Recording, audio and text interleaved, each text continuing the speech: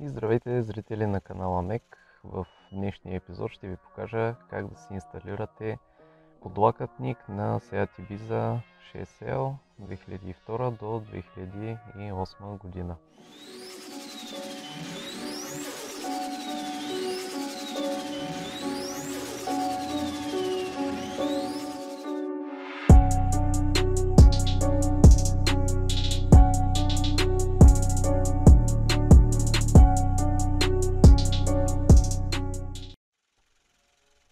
Комплектът, който ще демонстрирам днес, е закупен от Best Auto. Това не е спонсорирано видео, просто ми е подарък от Серакан Садулов, благодарности за което. И комплектът включва 4 части, като всъщност 3 са компонентите, които изграждат подлакътника.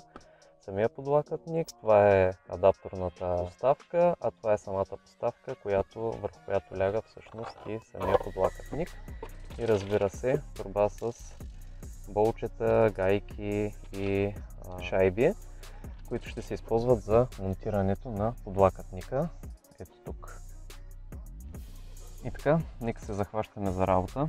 Предупреждавам обаче, че ще има малко моменти на лутане, понеже не идва с инструкции комплекта, което е може би един минус, но в крайна сметка мисля, че според предоставените части и предоставените гайки и болчета ще се ориентираме кое къде и с какво ще захванем. Така, започваме първо с премахването на оригиналния кът холдър, който просто се държи на щипки. Едната тук, която трябва да се намира, е счупена. Ето тук е здравата, но просто се издърпва нагоре. Ето така е поставена на място, може да се помогнете от тук.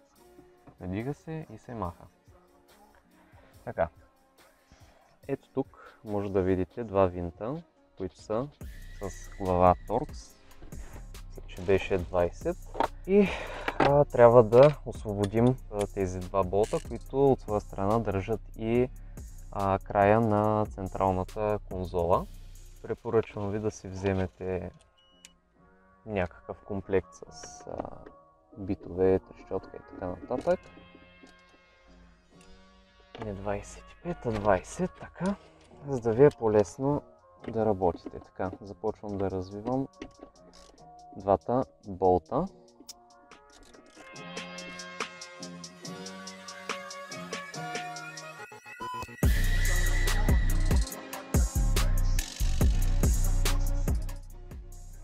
Така, след като освободихме двата болта, ето виждате, че централната конзола почва да мърда, но това да не ви притеснява, само гледайте да не ги изгубите, както аз вече щях да направя на няколко пъти. Ще ги отделя тук в кутията с битовете.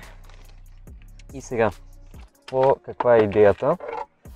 Вземаме тази адапторна скоба, като виждате, че има отвори, и тези двата централните отвора всъщност ще се паднат точно там, където се падат и оригиналните захвати на болтовете. И ще ги използваме отново, за да захванем тази адапторна скоба. Не е точно скоба, но поставка, да го наречем.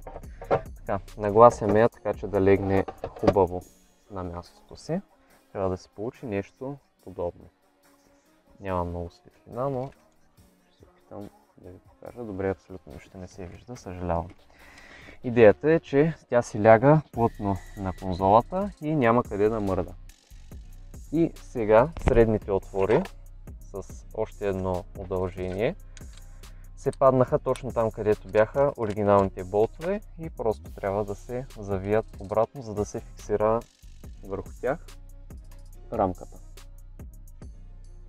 За по-лесно може да си ги извадите и да си ги напаснете предварително върху отворите, тъй като е тясно, и по-лесно може да си нагласите болчетата преди да почнете да ги винтите. След като сме ги нагласили, те трябва да изглеждат по ето този начин. Виждате в двата централни отвора. И сега следва да бъдат фиксирани към централната конзола.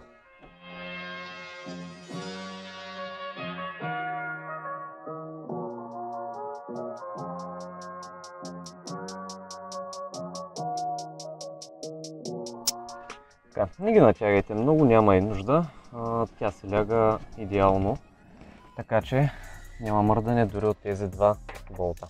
Сега, следва ето тази адапторна рамка, върху която всъщност ще монтираме и самия подлакътник. Тук виждам, че има отвор за болт и тук също има отвор, така че предполагам, че ще трябва да ги фиксираме по някакъв начин. Сега ще погледна какви болчета имаме в комплекта. Аз смятам, че са ни сложили повече от необходимите, но по-добре да има, отколкото да няма. Виждам един доста голям, различен от останалите болт, така че ще проверя дали се навива. Да, навива се перфектно, така че този големия болт е за тук.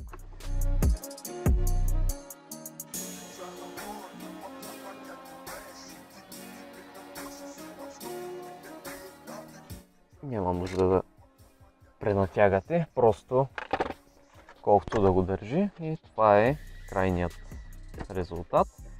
И сега това, което виждам, че остава, е всъщност да фиксираме тази част върху тази. Тя си пасва идеално и всъщност ето по този начин ще стои целият подлакътник. Както гледам, за тук са може би тези самонарезни видийки, които са ни предоставили, понеже ето тук тези отвори, които се виждат, тези 4 отвора, те всъщност съвпадат с ето тези 4 отвора на самия подлакътник. И смятам, че с 4 самонарезки ще се... Те не са точно самонарезни винтове, те са си обикновени винтове.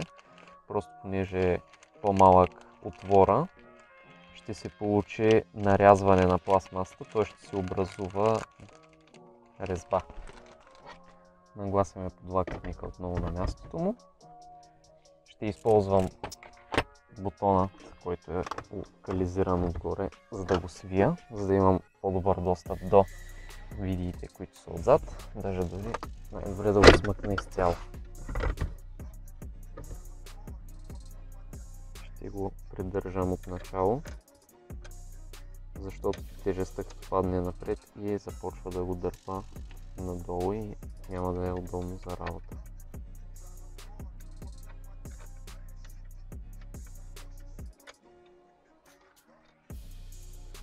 Така, придържам с едната ръка и започвам да винтя с другата, като гледаме винтовете да са изправени и да може да се прокарат направо в пластмасата. Може би е удачно, сега виждам, че да се изнесем движението още малко нагоре, за да не се блъскаме в самия подлакътник.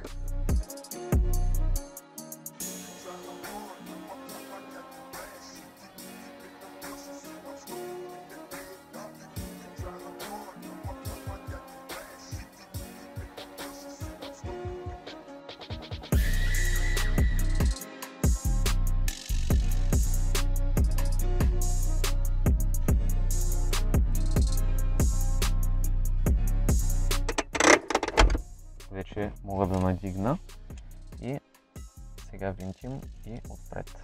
След като завинтим и 4-те видийки, следва да сложим и черни гумени тапички, които са ни предоставени в комплекта, които всъщност ще служат за покриващи декоративни тапи, там където навивахме винтовете, за да фиксираме двете части. 4 броя са предоставени в комплекта. Единственото нещо, което трябва да направим, е да си харесаме красивата страна, понеже не са изрязани много добре. Ако ви се играе, може да си ги зачистите и вие, но идеята е, че просто се слагат, дори не се набиват, а просто се поставят върху отворите, за да се получи ето този резултат. Същата операция повтаряме и отпред.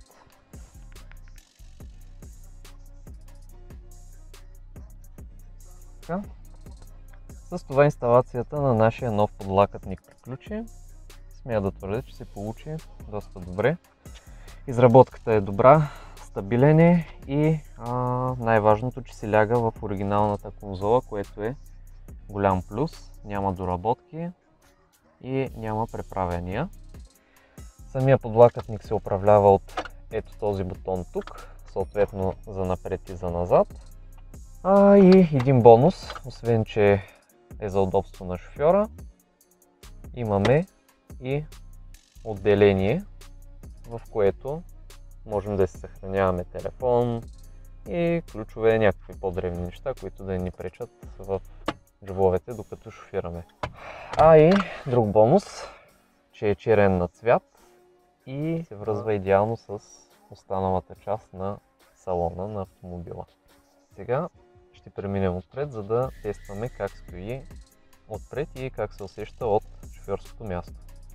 И така, вече съм отпред на шофьорското място на автомобила и първи впечатления. В момента седалката е настроена както на мен ми е най-удобно.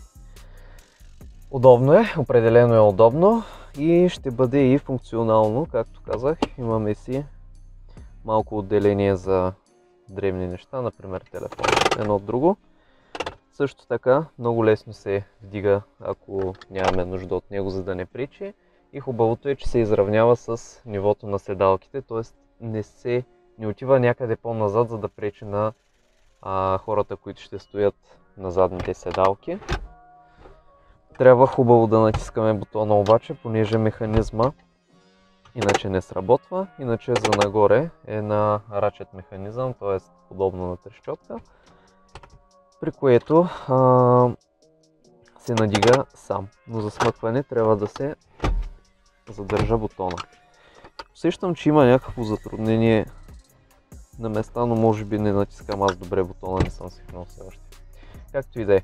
Единственото притеснение, което имах още преди да го сложа, е, че всъщност ще пречи малко на ръчната спирачка.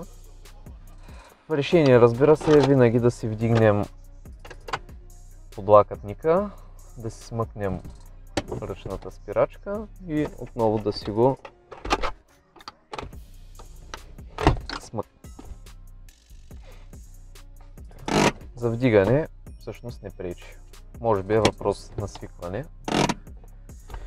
Тъй като е ново за мен, до сега съм нямал подлакътник, вероятно е просто въпрос на свикване. Цялостната ми оценка за този продукт е 8 от 10. Останаха доста болтове в комплекта. Предполагам, че са за отдолу, където е основата на подлакътника, но двата торкс винта се справят повече от отлично да държат подлакътника. Изключително стабилен и изключително масивен се усеща. Това беше от мен за днес. Благодаря, че гледахте и ще се видим в следващото видео.